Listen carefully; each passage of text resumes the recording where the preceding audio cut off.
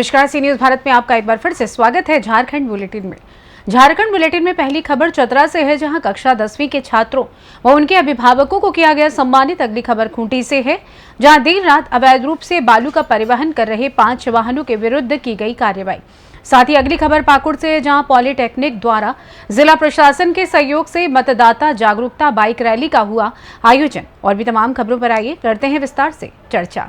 चतरा स्थित स्थानीय इंदुमती टिबड़े बाल सरस्वती विद्या मंदिर के विशाल सभागार में मेधावी छात्र अभिनंदन समारोह में सीबीएसई द्वारा आयोजित AISSCE 2024 दशम बोर्ड में उत्कृष्ट प्रदर्शन करने वाले छात्रों को समारोह पूर्वक सम्मानित किया गया। कार्यक्रम का शुभारंभ हजारीबाग विभाग के प्रमुख ओम प्रकाश सिन्हा, विद्यालय प्रबंधन समिति के अध्यक्ष संतन पांडे, कोषाध्यक्ष मुकेश शाह, समिति सदस्य रंजीत अग्रवाल, मालवीय मार्ग हजारीबाग सरस्वती विद्या मंदिर के प्राचार्य संजीव कुमार झा व विद्यालय के प्राचार्य रमेश कुमार सिंह ने संयुक्त रूप से दीप प्रज्वलन कर किया। तत्पश्चात बहनों द्वारा स्वागत गीत को प्रस्तुति की गई और अतिथि परिचय सह स्वागत विद्यालय में प्राचार्य रमेश कुमार सिंह द्वारा की गई। कार्यक्रम में विशेष प्रवेश आचार्य सचिन दुबे ने किया। वहीं परीक्षा परिणाम व्रत प्रस्तुति सह पारितोषिक वितरण पंकज पांडे द्वारा की गई। विद्यालय 1996 से अपने मंजिल की ओर अग्रसरित है और आज 2024 तक परीक्षा फल इसकी उत्तम से ही उत्तम रहता है। यहाँ के बच्चे 1996 से लेकर के आज के पूर्व तक कहीं भी पूरे देश और विदेश में भी अपने जीवन को संवार रहे हैं और अपने विद्यालय के गार्जियन के, अपने रिश्तेदारों के हौसला को बढ़ाए हुए, मान प्रतिष्ठा को बढ़ाए हुए हैं।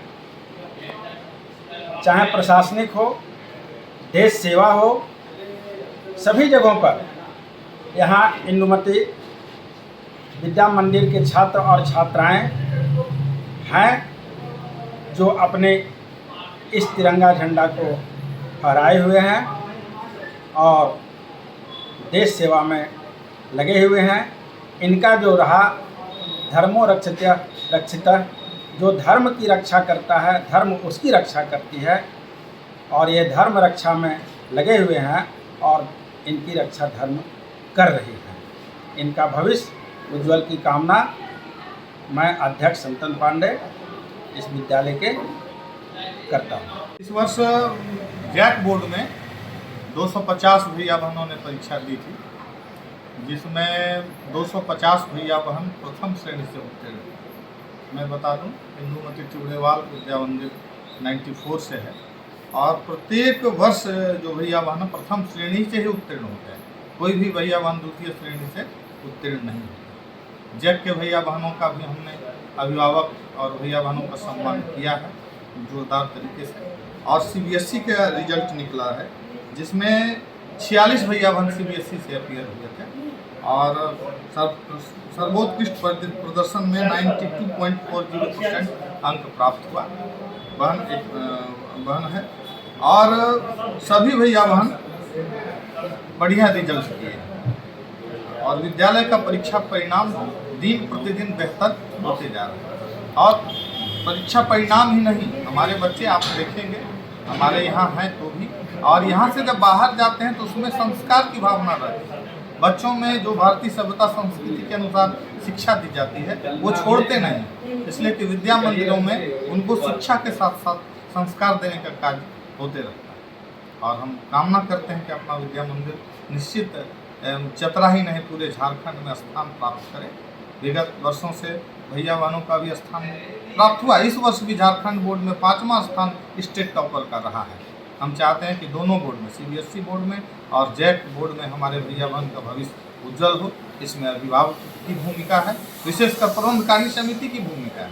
प्रबंधकारिणी के समिति के माननीय सचिव महोदय, अध्यक्ष महोदय, कोषाध्यक्ष महोदय बराबर चिंता करते हैं और हमको लगता है कि विद्यालय के जो आचार्य हैं, प्रधानाचार्य हैं, सभी का मनोबल बढ़ाते रहते हैं। निश्चित ही इन लोगों के शुभ चिंता का परिणाम ये है, आगे विद्यालय भविष्य में और अव्वल होगा, इसी शुभकामना के साथ।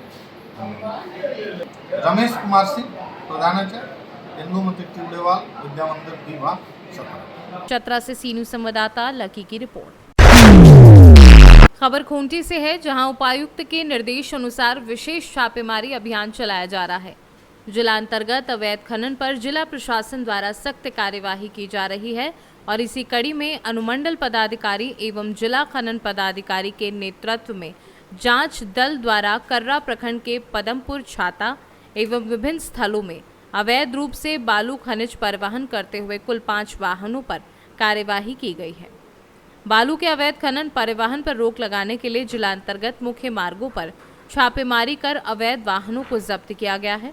संबंधित के विरुद्ध अग्रेतर कानूनी कार्यवाही की जा रही है। अवैध बालू खनन के विरुद्ध जिला प्रशासन द्वारा लगातार अभियान चलाकर कार्यवाही की जाएगी तथा इसमें संलिप्त कारोबारियों, वाहनों, वाहन मालिकों एवं परिवहनकर्ताओं के विरुद्ध कड़ी कार्यवाही की जाएगी। वहीं अवैध खनन के खिलाफ प्रशासन सख्त है। बालू की तस्करी अब भी जारी है, क्या कुछ इसमें आप लोगों ने अचीव किया है?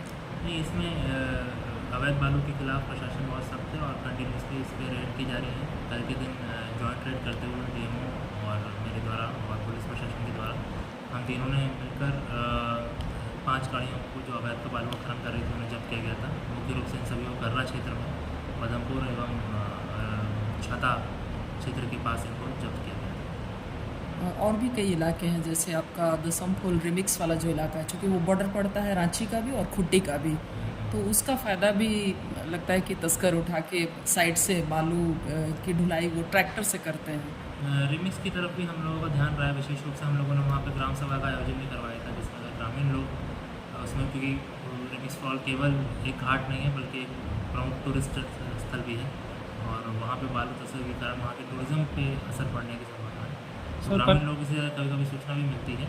इसके अतिरिक्त जैसा कि बताया गया कि जो प्राप्त सूचना के अनुसार ये प्रतीत होता है कि ज़्यादातर जो स्टॉकिंग होती है वो रांची की तरफ होती है। तो हम लोग संबंधित थाना है दूसरी तरफ, उसे भी हम लोग सूचना इसकी प्रोवाइड करवाएं। सर, प्रतिदिन जो है छापामारी की जा रही है, उसके बावजूद जो इतना हौसला बढ़ जा रहा है बालू माफियाओं की और ख़ास करके वाहन जो मालिक हैं उन लोगों की, तो इसमें क्या करना है? नहीं, इसमें हम लोग कंटिन्यूसली कार्रवाई कर रहे हैं। कुछ प्रस्ताव हम लोगों ने विशेष रूप से जिन पे मल्टीपल केसेस लॉन्च हैं, 2-3 केसेस हुए, उन पर हम लोगों ने CCA का प्रस्ताव भी भेजा था क्राइम कंट्रोल एक्ट के अंतर्गत। और इसके बाद बावजूद हम लोगों ने बीच में कुछ कन्फिस्केशन की कोशिश भी शुरू करवाई थी, लेकिन माननीय उच्च न्यायालय के आदेशानुसार उसमें उन्हें बाद में ट्रांसफ़र कर दिया गया था कॉम्पिटेंट कोर्ट में। इसके अतिरिक्त भी हम लोग कंटिन्यूसली प्रयास कर रहे हैं। कुछ जगहों पर ट्रेंच काटे जा रहे हैं, कुछ जगहों पर चिन्हित करके हम लोग बैरिकेड का प्रस्ताव हम लोगों ने राज्य को भेजा हुआ है। जैसे ही वहाँ से अनुमोदन मिलेगा हम लोग उसको इस्टेब्लिश करेंगे। कुछ तस्कर भी गिरफ्त में आए हैं क्या? जी, वो कंटिन्यूसली गिरफ्तारी हो रही है और हर केस में हम लोग सर, रात की जो छापामारी हुई थी उसमें भी गिरफ्तारी हुई थी। कल छापामारी में क्योंकि वाहन मालिक कोई भी वाहन में साथ में नहीं थे और जो ड्राइवर्स थे वो गाड़ियों को छोड़कर भाग गए थे, तो इसके कारण गिरफ्तारी। खूंटी से सीनू संवाददाता शहीद अंसारी की रिपोर्ट। लोकतंत्र का महापर्व लोकसभा आम चुनाव 2024 अब अपने अंतिम चरण में पहुंच चुका है। चुनाव के 7वें और अंतिम चरण में पाकुड़ की जनता अपने मताधिकार का प्रयोग करेगी। शांतिपूर्ण और 100% मतदान कराने के लिए पाकुड़ जिला प्रशासन कृत संकल्पित है।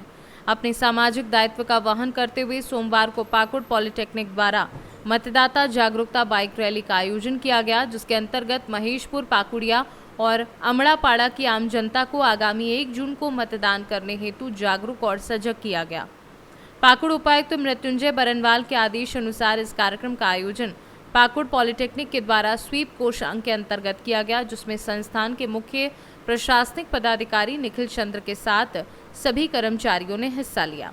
कार्यक्रम के बारे में बताते हुए पाकुड़ पॉलिटेक्निक के निदेशक अभिजीत कुमार ने पहले मतदान फिर जलपान का नारा दिया और कहा कि पाकुड़ पॉलिटेक्निक सदैव अपने सामाजिक दायित्वों का निर्वहन इसी प्रकार करता रहेगा। पाकुड़ से सीनू संवाददाता पंकज भगत की रिपोर्ट। फिलहाल झारखंड बुलेटिन में बस इतना ही। देश दुनिया की तमाम खबरों की जानकारी के लिए बने रहिए सी न्यूज़ भारत के साथ। हर खबर आपके साथ, आपके हाथ।